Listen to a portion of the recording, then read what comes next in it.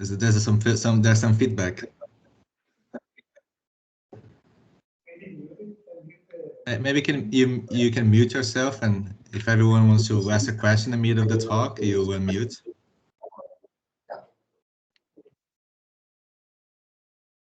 Okay, yeah. So I'm gonna talk with about my latest project with Miklos and others. So this is the archive number if you're interested.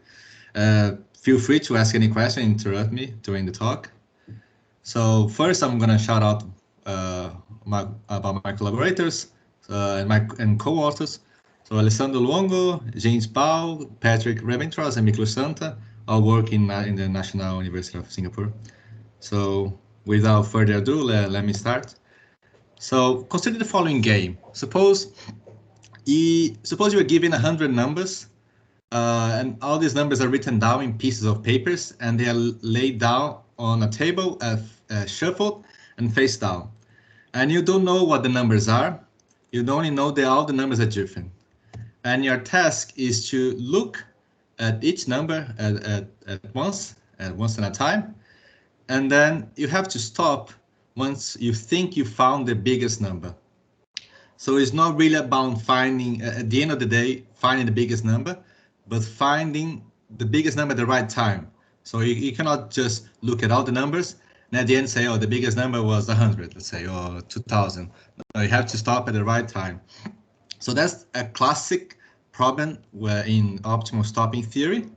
And surprising, this problem, there's a protocol which allow you to, for almost 40% of the time, find the biggest number. So that's one example. Another example, more aligned with real applications, is that of American options, which is a ubiquitous in finance applications nowadays. So an American option is a contract that allows the holder to buy or sell an asset for a specific price, called strike price. And it can be exercised at any time until an expiration date. So suppose you have the strike price K, and your asset price is S. So if you can sell, if you're able to buy with this contract an asset with a strike price K, but in reality the asset price is higher, you can make some payoff, some profit. So for example, I took this screenshot the other day of the stock market, the stock share of Apple. So suppose back in September last year, you made a contract, you bought an American option with a strike price of 160. So in the following months, if you try to exercise the American option, you wouldn't gain much money, so you wouldn't exercise. But after December, after the price have risen above 160, you could have exercised the contract and have gained almost like $20 per share. So that's very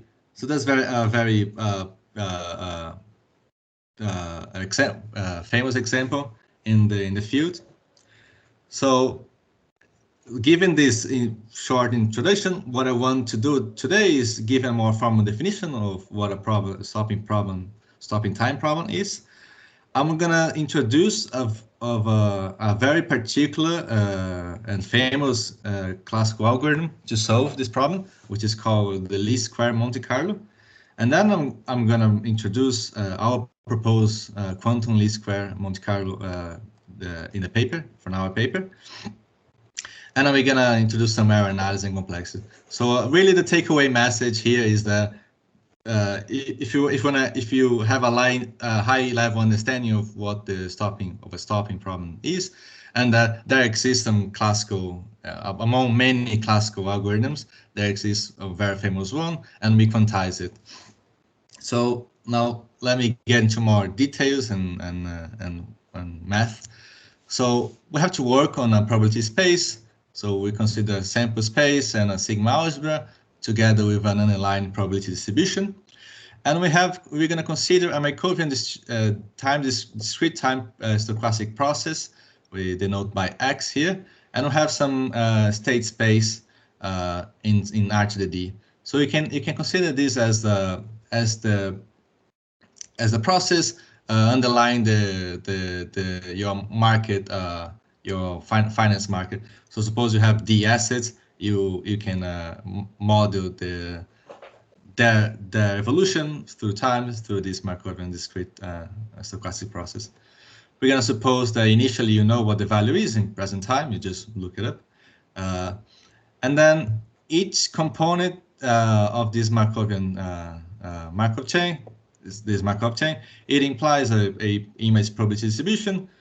Given a function, you're just going to map your sample space into a state space by this distribution. But this is a technicality that we're going to just use sometimes. And finally, we're going to consider some in possession of this Markov chain X. We're going to consider a map by using some integral function, and we're going to create another Markov chain we call denote by Z, which is going to be a non-negative Markov chain. And really, you can think of X as the asset price and Z as your American option price. So the American option is really going to map all the assets price that you're going to consider into a single price, a single number, a single positive real number. Okay, in order to solve the problem of stopping, when is the best time to stop, you have to consider a stopping time or a stopping rule. I'm going to use both words throughout the talk. This is really a random variable from your sample space into a set of discrete times from 0 to t. T being, if you think of finance, is going to be the expired date. And the payoff under this stopping rule is basically this. You're going to have a double dependence on the sample space. So the problem we want to do is the following. We want to approximate the maximum or the supremum over all the stopping times of the expected payoff, or is your expected profit, let's say. So you really wanna maximize it. You wanna know when to stop it, and you wanna do so in order to maximize your expected profit. Okay, so now I'm gonna make a big jump here. So this is well established in the literature. The following holds. So this supremum is given by default. Let me put it this way. The following stopping rule, I denote here by tau 0, is the solution of such problem, and this tau 0 is the stopping time given by the solution of this dynamic program. So the idea behind this dynamic program is that in present, I mean, here is written backwards, so you start in capital T and you go back to 0. But really, in present, you know what the market is, you know the price. But given any moment in the future, you really want to decide based on your information in the present if you want to stop here, so you want to stop at time t, or you want to carry on to the next time step. You want to continue waiting. So and you do so by comparing your present payoff with your expected future payoff given your current information. So here, this one curly bracket is the indicator function. So this is 1 if this statement is true, and 0 if it's false. So if you think currently you're gonna earn more than you think you're gonna earn in the future, you stop. Otherwise, if it's less here, you're gonna carry on. And these quantities are very important, and they call continuation values. So your expected future payoff given your stopping rule, using your stopping rule. Okay, if there's no question, any question so far? I'll assume no. So okay. So at the end of the day, what we really want is to solve this dynamic program, and in order to do so, first is we don't know how to solve exactly. That's the issue. And in the past, a few different algorithms were proposed, and a very famous one is called the least square Monte Carlo, so LSM, the acronym, and it was proposed by Longstaff and Schwartz back in 2001. And it became very, very famous in finance. Everyone uses nowadays to specify American options. And it uses two approximations. The first approximation is that it's going to approximate the continuation values by a set of functions. Any functions you wish to do so, so they're predetermined. Normally, the people choose polynomials, any set of orthogonal polynomials like Lagrange polynomials, Hermite polynomials. And the second approximation is that you're going to evaluate such function that you choose by Monte Carlo procedure, hence the name Monte Carlo. Okay, now I'm going to talk more about specifically about the classical LSM algorithm. So let me go back to the first introduction, the first approximation, sorry. So really, you want to choose a hypothesis class, so a set of functions in the set of square interval functions, and you're going to approximate the continuation value by one of these functions in this hypothesis class. The question is what function are you going to choose? And the function you're going to choose so by linear least square regression, hence the name. And so, for example, if you take a set of functions of m real functions and consider the hypothesis class as the span of such functions, you can approximate the continuation values by a linear combination of these functions. And the coefficients will be given by the linear least square regression as written here. So it's basically a projection. In the particular case, when you choose such functions such that they are linear independent, then alpha has a closed formula. It's basically the solution of a linear system. So you have P, which is basically the price of the expected price of the continuation values. The expected values of the payoff using your stopping rule, and A is basically has coefficients. It's basically like coefficients whose value are basically like inner products between the functions you chose. They don't need to be necessarily orthogonal, but if they do, the A becomes simpler. Okay, so given this, so this is the first approximation. Now the second approximation is to evaluate F using Monte Carlo sampling, because if you can see, all these alpha, A, B, they depend on some expectations, and you're gonna approximate these expectations by using Monte Carlo sampling. So suppose you're gonna sample n independent paths, written here as x1 and 2x capital N.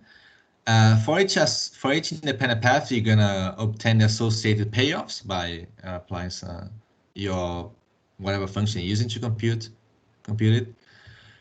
And then for each path, you're gonna solve the dynamic program, and at the end of the day, you're gonna obtain n sampled stopping times here. And then with these approximations, you're gonna replace all the previous expectations by sampled average, which is common in Monte Carlo procedure.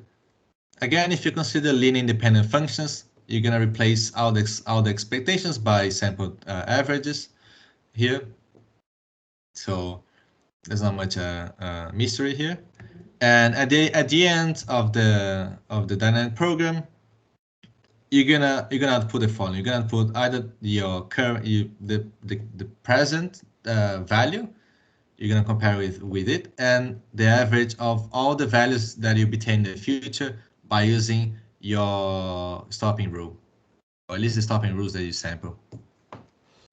So in a more systematic way, how the algorithm works is the following. So you sample the n independent paths.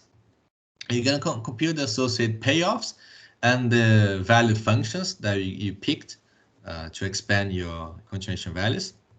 You're gonna estimate the matrices using the previous formulas, like here. And then you compute the inverses.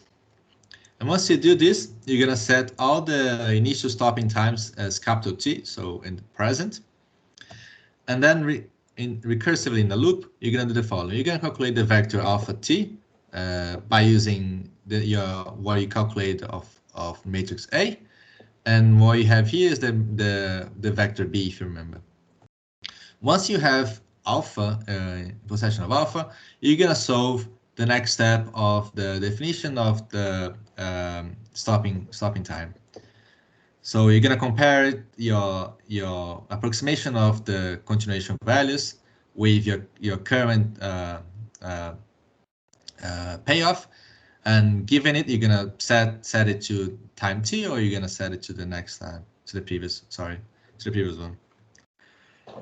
And after you close the loop, you're gonna output the maximum of your current, the present payoff, and the average of what you obtain with all the samples stopping times.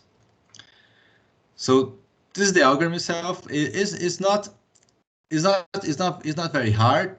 I mean, you can go much harder. You can go much more general by consider very general hypothesis class. Here we picked linear independent functions, but you can go much broader than that.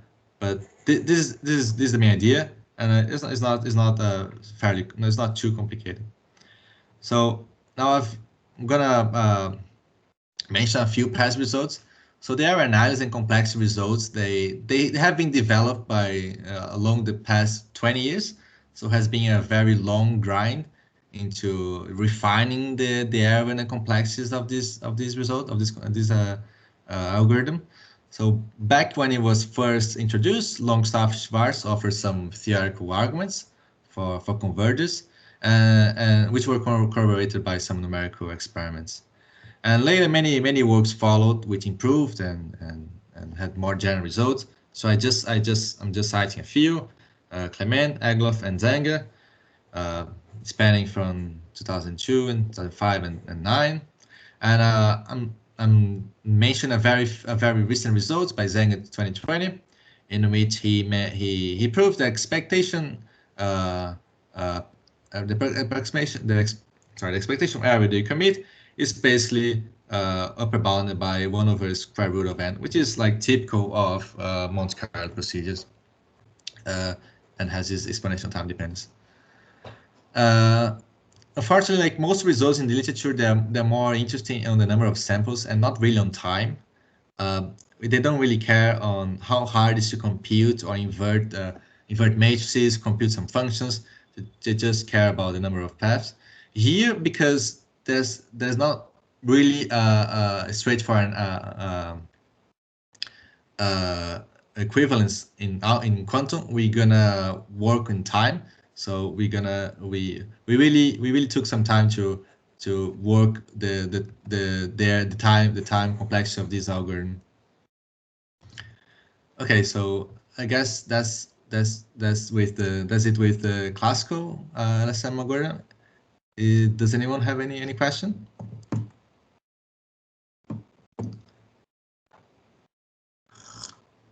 Okay, if not, I'll carry on. So in here we proposed. I'm gonna introduce the algorithm we proposed.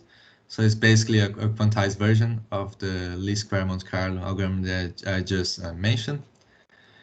And the main tool we're gonna use is, well, as you can guess, is quantum Monte Carlo to approximate the expectations, more specific, the vector B and the matrix A. And for example, the result we use is the famous quantum Monte Carlo algorithm of Montanaro back in 2015, which says that given a random variable with a average of mu and a variance upper bounded by sigma square, there exists an algorithm that outputs an approximation of this mean within epsilon additive accuracy with high probability, and it runs in time basically 1 over epsilon up to some polylog terms. You could use some other results. So there's been a very recent result of Cornelissen, Hamoudi, and Yerby, which they work out multivariable mean estimation, which you could use to estimate the vectors which approximate your expected vector up to some vector norm. For those who are interested, I've seen the Yassin Hamoudi is going to present this paper in QIP. Well, watch out for that; it might be interesting. The problem that is the problem we faced is the how to access the stopping times. So it's not really a matter of plugging in the quantum Monte Carlo. We have to do some tweaking, because the problem we don't have in a position of the classical case, which we have the stopping times in our hands, or at least the sample ones. Here we don't have direct access. We have to compute it in superposition if you want to use the quantum Monte Carlo algorithm. Okay, so let me talk about our input model. So which is as is very normal, very common in this kind of work. We're gonna assume quantum sampling access to the Markov chain. So we're gonna assume you have a unitary UP that's gonna give a supposition of all the possible outcomes of the Markov chain, weighted by their probability. I mean, of course, we have to assume that the Markov chain is discrete, and if it's not originally discrete, we have to discretize it in a way. But we're not gonna bother much about it. And we also assume we have quantum access to any function h we want from the state space of the Markov chain, basically R to the D to the R. So it's gonna map. I have a question. Sure, go on. In fact, if you choose this sampling access model, it's actually quite strong. I remember that several of discussions in the literature has emphasized this sampling model. It seems that it makes more sense to use purified access model. Sorry, purify what? Purifying access model. So instead of putting the distribution into the amplitude, you have like a second register that is.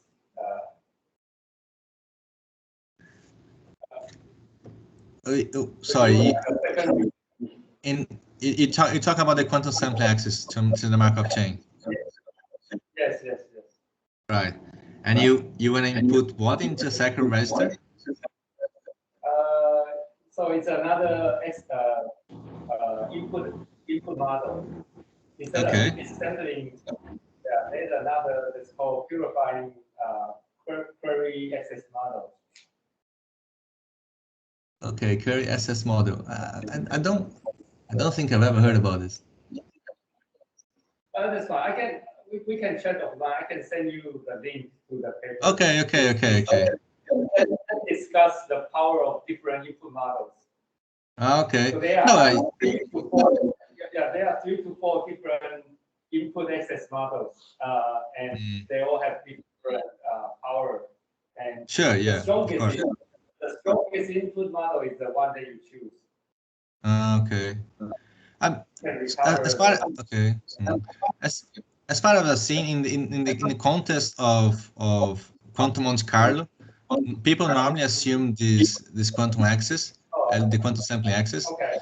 But I've seen many different quantum access to functions. So here I'm assuming a binary access, but I've seen papers assuming like probability distribution access or phase distribution access.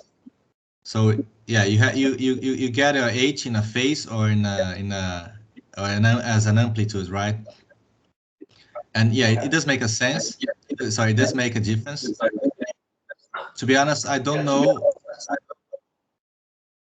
know how our algorithm actually, if we had, instead of a phase, we had an amplitude. So a supposition of amplitude, a supposition of like we can encode h of x in the amplitude of like 0 and 1.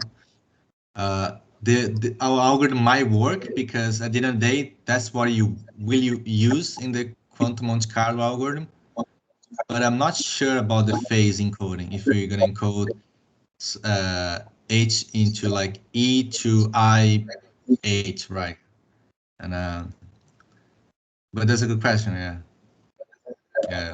Okay. Definitely future work. Look at different models, input models. But no, but yeah, yeah. Let me send me later the input you're talking about. Okay, so let me continue. So okay, I'm gonna give you a very high level analysis of the algorithm. Yes. We have another question. Sure. Go on. In the new page, I'm just curious why you introduced the extension function E in your setting. Is that the common setting in Untitled Chapter? Sorry if I used E. EJX, the extension function, you are using it to do the matrix element location and the vector. In your new page, you have a foundation. Next page. The next page. Before. Next page. Okay. Yeah. So vector E. Yeah. The vector E. What does the vector E mean? Because you said Yeah, that to have that. Yeah. Why I use it? Yeah. So what was the meaning here? Vector E. Why are you using it? Why am I using, or why the notation has an arrow? Is that what you're saying? So what is the notation? I didn't catch that. What is the notation? Didn't I? Okay, maybe I was a bit fast. Okay, maybe let me go back. It was so is a vector on which component is the function that you the other function you picked. Does it make sense? What's the different dimension in E? Are they in the space? Sorry. In which space? What are those spaces? They are trying to stand for the vector E. Sorry, could you repeat the question?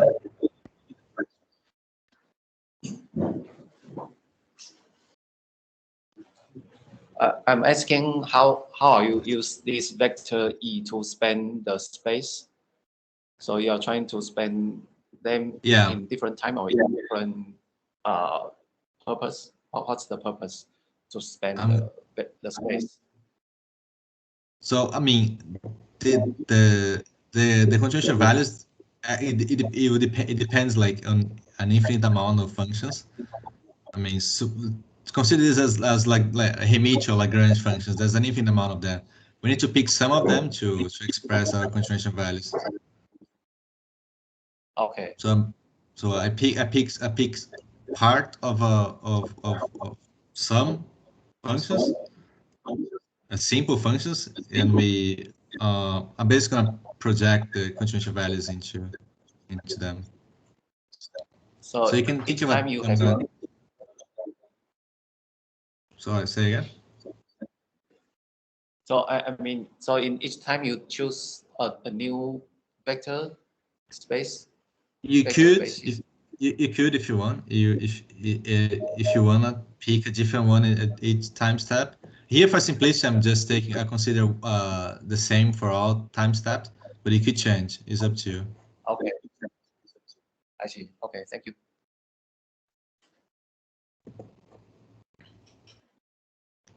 So yeah, okay. Thanks for the questions. So yeah, the high level analysis of the algorithm is we're gonna use quantum Monte Carlo on the vector B and the matrix A, and we're gonna compute alpha, the vector alpha, classically. I mean, normally we're gonna assume M is gonna be small, and as far as I've seen in literature, even numerically M is small, so it's not gonna be a big problem. We're not gonna incur too much overhead. And given alpha, we're gonna use it to compute the next stopping time. The difficulty is that we have to compute the stopping rule tau t in superposition, and we don't have direct access to the previous one, the ones we calculated before, because we all calculated them in superposition. So the main idea, the best we could thought, is that we're gonna recompute all the taus, all the previous taus for t+1 until capital T recursively in superposition in order to obtain the next one. So more specifically, what I want to do is the following. I want to get a unitary CTK here that's going to do the following map. It's going to map a path of the Markov chain into basically its associated payoff evaluated at the stopping rule at time t. And times of the function we're going to use. So that's basically one entry of the vector b. If you can see here, we want to basically calculate one entry of the vector b. In order to do so, we're gonna have to define basically two unitaries. So we want to construct the following unitary, the unitary WT, and the unitary WT is basically gonna solve the definition of the stopping rule, as I remind here in the footnote. So given we have knowledge of alpha t, and we currently have in the register the previous stopping time, we can compute the next one, the next step, and we map it to a third register here. And the second unitary we're gonna need is what we call VTK, which given the stopping rule at a certain time step t, is basically gonna compute. It's gonna obtain the associated payoff. So at the end of the day, the unitary we're seeking is the CKT. Is basically this. So is basically recomputing all the stopping times until the time we want, so time t, and then we're gonna in possession with the stopping time at time t.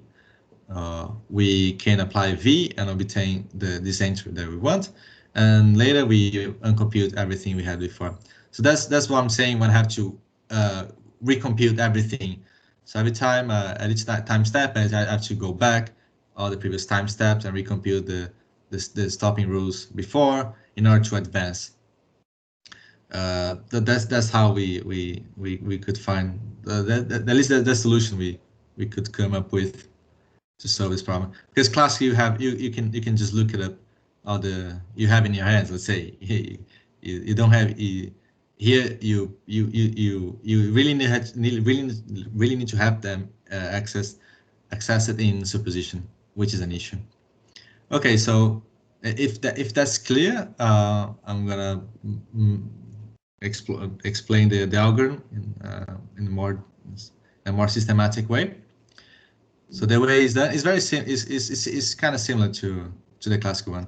So we're gonna approximate the matrices AT by quantum Monte Carlo, which we can do. We have access to the functions EK, and then we're gonna compute the inverses classically. It's not gonna remember the matrix A is gonna be fairly small. The problem is the number of samples, the capital N from the classical algorithm. That is a problem.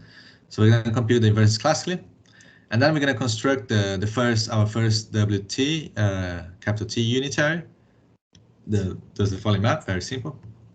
And now we're gonna enter in the loop for time t. We're gonna construct this unitary that maps with the knowledge of all the alphas we have so far in the loop. We do the following map as I explained in the previous slide. So it basically gets the next time step of our stopping rule tau t. We then construct the unitary VTK does the following. So basically gets the associated payoffs for the current step of the stopping rule, and then given this, we're gonna approximate BT or BT minus 1 using quantum Monte Carlo using this unitary in the quantum Monte Carlo algorithm itself, which, if you remember, is basically an iteration of a Grover operator. So this is gonna enter an iteration of the Grover algorithm.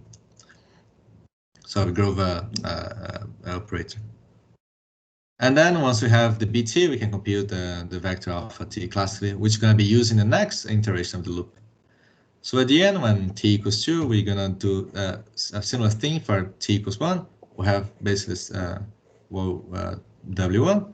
Our unitary V is going to be slightly different here. We're now going to map a product of Z with the functions EK, just the payoff itself. And then we're going to approximate the payoff at time evaluated at the stopping rule tau 1 using quantum Monte Carlo. In a similar way, you're going to input this operator in the algorithm, the quantum Monte Carlo algorithm. And at the end of the day, we're going to output the maximum between your present value with the value we just estimated. So that's the algorithm itself. I hope is relatively clear. Okay. Now let's go briefly getting to the end of the talk. I'm gonna go through the error result and the complexity, which is the technical part, the hard part. So I just put it here. I'm gonna let's go through it slowly. So first, we're gonna define a lower bound on the minimum singular value of the matrix A. And why do we need it? We need it because we're gonna perform this multiplication. We're gonna solve the linear system, and there's gonna be errors in the vector B and errors in the matrix A, and this is gonna propagate through the vector alpha. Excuse me. And this propagation of is going to involve the minimum singular value of the matrix A. So we're going to define this lower bound. We also define, we're going to use these many samples in the classical algorithm. So at the end of the day, the LSM algorithm is going to output a approximation to the expected maximum, the supreme expected reward you want with high probability within this error using this classical time and this quantum time. Okay, let's break this statement in more detail. So let's start with the error. So let's ignore the time dependence for now. So the error is basically made up of two parts. The first component is epsilon here, and this epsilon comes from Monte Carlo approximation.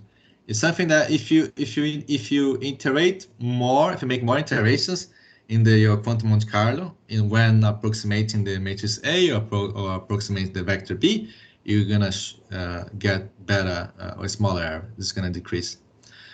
But then you have the second term here, which is known in the literature as an approximation error, which is an approximation coming from approximating your continuation values by your set of functions. So whoever asked me the second question, you're gonna break the continuation values by choosing a set of functions, and you're gonna incur some error here. So is the minimum basically the minimum L2 error between them. And this is going to depend on the number of functions. So if you pick more functions to approximate your continuation value, this is definitely gonna get smaller. So you really think of you have a real function and you do some suppose Fourier expansion. If normally you're gonna have an infinite sum. If you truncate into 10th, 11th, whatever term, you're gonna incur some errors. So you have to estimate the error that you're gonna incur into truncating this summation. So here, if we have the same thing, very similar. And looking between the complexities, the comparison between complexities, we can see we have the usual square improvement in epsilon and the minimum singular value. In the number of functions in the basis we picked, we almost have a classical improvement. You can break this into two terms. So there's a m squared, both classically and quantum, which comes from computing each term of the matrix A. So this is not being proved. What's being proved is what left. So if you take the m square away, you have m to the fourth, and here you have m to the square. and that's where the square improvement is acting on. And unfortunately, we have the downside of our algorithm is the worse time dependence. We have a t-square because we have to each time step recompute all the solving times previously computed, which we don't do classically. So there's definitely a downside, which hopefully we can improve in the future. So the point is that if we want to go farther, we need to be more specific on our functions we picked and on the underlying probability space. So what I mean for that, like if you want to bound the approximation error, here we're gonna bound this error. Well, I'm gonna say, maybe this is epsilon, right? So we have like 2 epsilon. If you wanna make it comparable with epsilon, and if you wanna bound the minimum singular value, because the complexity depends on the minimum singular value, and this could be very, very small. We don't know how small. If you wanna bound this, we wanna be specific, and so we really need to specify what is our hypothesis class and what is the underlying probability measure that we're working with. And here in the paper, we picked, for example, our space of polynomials. So we picked as hypothesis class all polynomials of degree at most q for a q to be decided. And we also assume that our continuation values are any differentiable functions. So if you assume this, you can use very standard results in approximation theory, like Jackson-like inequalities, which are very, very common. They allow you to bound this approximation error, or the truncation you do, the error you commit by truncating your sums. And we consider 2 underlying Markovian processes, so Brownian motion and geometric Brownian motion. And so I'm gonna give you, so this is the more technical part of the paper. I'm not gonna get into much details. If you're interested, you can have a look, but I'm gonna state the final results. So if we picked as our hypothesis test the polynomials of degree at most q for this size q, if you remember, n is the order of differentiability of our continuation values. So the LSM is going to put a fairly good approximation up to additive accuracy epsilon in classical time given by this and quantum time given by this. So you can see we resolve the approximation error we could bound it by epsilon, and we also could resolve the minimum singular value dependence, and we obtain this. We have, depending on the value of n, so if your continuation value is very differentiable, is very smooth, so we basically cover a quadratic improvement. Otherwise, we don't quite get. We have 4, and here we have like 3.5. And in the geometric Brownian motion, we get something similar. So again, we use the polynomials of degree at most q, and the algorithm outputs a good, fairly good approximation of using this time. So the geometric Brownian motion is the minimum singular values of the matrix A are more sensitive. They're smaller, so we end up with this this term here, this super polynomial term. Again, if n is fairly big, we kind of, at least in this term, we recover a quadratic improvement. In this term, this is not as an exponential. You can prove it is a sub-exponential on 1/epsilon, but still is super polynomial. So the improvement we get on geometric Brownian motion is not as striking as, or it's not as quadratic, let's say, as Brownian motion. Okay, so with this, I'm gonna conclude. So we propose a quantum version of the famous least square Monte Carlo algorithm, fairly famous in finance, used a lot in estimating price of American options. And we'll obtain a new quadratic improvement on complexity for a few scenarios: Barney motion, geometric Barney motions. Is always an open problem to work out the complexity for each scenarios, and there are papers that do this. They consider many underlying stochastic process, but here we consider two that we found to be the most important ones. So some open problems, of course, can we improve the time square dependence? Maybe this could be done by performing a fully quantum algorithm without intermediary classical steps. So now currently we solving the linear system classically. Maybe we could do this in superposition using HHL or HHL algorithm or something like this. But then there's a problem that we have to do this in superposition along all the time steps in the dynamic program. This is a big challenge. We couldn't make it, but maybe it's doable. And of course, are there other algorithms for optimal stopping problem? Here we just consider the least square Monte Carlo, but there are definitely others. I've seen a few based on different equations. So maybe we can. There's some space, future work for in their part there. Okay, so with that, I'll thank you for your attention. And if you have any question.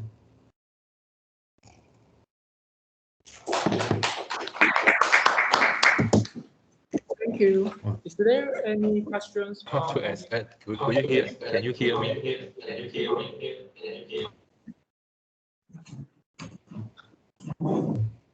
Can you give you what? Oh, hello. Can you hear Hi. me? Yeah. Oh, okay. Could you turn back to the first page and the Snell envelope, the equation Yes. of the Snell. I want a rough question. What is the relations between your special cases, the Brownian motion, geometric Brownian motion? Is that related to this dynamic program? How does that related to this Snell envelope? Is this a general framework containing the Brownian motion? Yeah, it's contained. I mean, I didn't mention the word Snell envelope, but it is a tool. I mean, in order to arrive at this dynamic program, people use this Snell envelope tool, which is basically a different dynamic program, but look not in terms of time, but in terms of the payoff. So I mean, these expectations, like there's some underlying probability measure behind them, right? I mean, here, like, what is this probability here behind the Markov distribution? Sorry, the Markov chain. So until the end of the talk, I didn't consider any specific probability measure, but Yes. you can consider, and we consider both the Brownian motion and geometric Brownian motion. So sorry, where is the evolution equation of this xt? Where is the evolution equation? The evolution of the random process xt. So I mean, what equation describes? No, it's implicit. There's implicit. Let me. Is the probability like what's the for example? Let me show you here. So like this probability here, for example, is implicit on your whatever you consider. If this is a Brownian motion, this is different. If it's an underlying Markov impulse, it's different. But in the next page, you say that your special case are the geometric Brownian motion. But when you say that you are geometric Brownian motion, the distribution is prescribed. So where is your general evolution equation? Because I didn't find that. Because you say that two special cases are the Brownian motion and the geometric Brownian motion. That means that the distribution is prescribed beforehand. So I couldn't find the general equation of the evolution on your slides. But there's no the general evolution is implicit. It's implicit in the probability measure. For example, here, like is implicit here. My question is that the dynamic programming equation is equivalent to the you said that the implicit evolution. So is the dynamic programming equation describes the evolution? or that is only an approximation model of the evolution. I think okay, different things. You mean this dynamic program? You think this is understand the equation? So explain the equation. No, man, this is not describing the underlying evolution of the Markov chain. I mean, the underlying evolution is here, is in the expectation, right? I mean, how are you going to compute the expectation? What's the measure you're going to compute?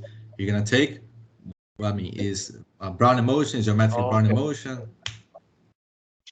I mean, this dynamic program is really to find the optimum stopping time, or like when you get to t equals 0, like you find this t equals 0, is going to be the one that maximize the expected your supreme expectation, or the.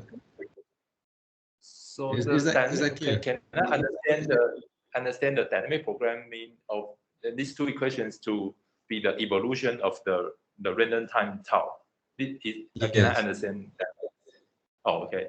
This is the evolution of the random time tau. Yeah, exactly. Is that your? Okay. That's my question. Thank you. Okay. No, yeah. Depending on your assumption on the market or the evolution of the Markov chain, this dynamic program is going to give different answers, right? Your tau t is going to change because its continuation values are going to change. Okay. Thank you. Okay. Thank you. You're welcome. There's one more question.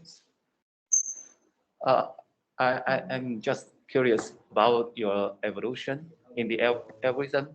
So you construct the unitary evolution in each time step, and then how do you construct the unitary, and how do you define the stopping criteria? I'm just not familiar with this. What do you mean the stopping criteria? In the ninth step, you use the quantum Monte Carlo to approximate the B minus 1. Okay. So you want to know the approximation, the level of accuracy required? Yeah, accuracy is one question, and the other is how do you know how many W you have to apply? Right. Okay. Yeah. No, that's a good question. I didn't write here because I didn't want to overload the notation. But it's basically it's gonna depend on epsilon. So here for the matrix A, you wanna pick. You have m squared terms, right? Is a matrix. So you wanna pick basically epsilon over, if I remember correctly, over m. Because then you can guarantee that the L2 norm of the resulting matrix is within epsilon. So you know, I mean, in the paper we make very precise statement, but this approximation is gonna depend on based on epsilon. So the final accuracy you want here, epsilon and m, the size of the matrix. So if you pick a fairly large matrix, you have to make each term very precise. And similar to the vector B here, it has m matrices. You have to obtain in order for this vector to be fairly accurate, you have to approximate the vector B such that the approximation is close to the right vector within L2 norm, basically epsilon accuracy. So you have to compute each entry by something. I mean, at the end of the day, you basically having you do like a triangle inequality. So your final error is basically at most the sum of the errors of each entry. So you have to compute each entry fairly accurate. Yeah, I see. So the capital T is also determined by this precision, capital T. Capital T, okay. How I define the capital T? Yeah, how do you know the value, or you? No, it's given by the problem. Or given by the problem. Okay. Yeah, I mean you. Okay. Yeah, you have a future date like in mind. So my contract has like let's say 100 days. So I approximate. I put t equals 100. So it depends on your problem, really. It is given. And then within the t period, you try to find the optimal stopping time, tau. That's the purpose. Sorry, say again. In the. So what's the tau related to t? The stopping time tau. Which t? Optimal tau, capital T and tau. Capital tau t is t. Yes, and tau. How's the tau? Tau is the Tau capital T is equals t. Okay. Okay. If you, I mean, because that's the starting point. You know the starting point. Let me see. Here, like capital tau capital T is t. It's a bit confused. It's a bit confused because normally it is written backwards. I mean, here you should think of it as a starting point. You're starting today at time capital T, and you're going backwards. So each time going backwards, you decide if you stop or you carry on to the next time step. So the tau, the next line, you are trying to optimize the estimate the tau small t, the second line. Okay. Yes. I want to get into T0 or actually T1 because this is equality holds. Okay. I see. Okay, thank you. You're welcome.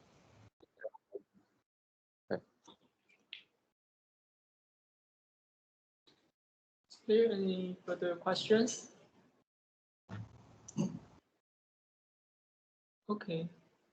Thank you, and for giving us such a nice talk. Thank you for the invitation. Okay, thanks thank a you. lot. Thank you.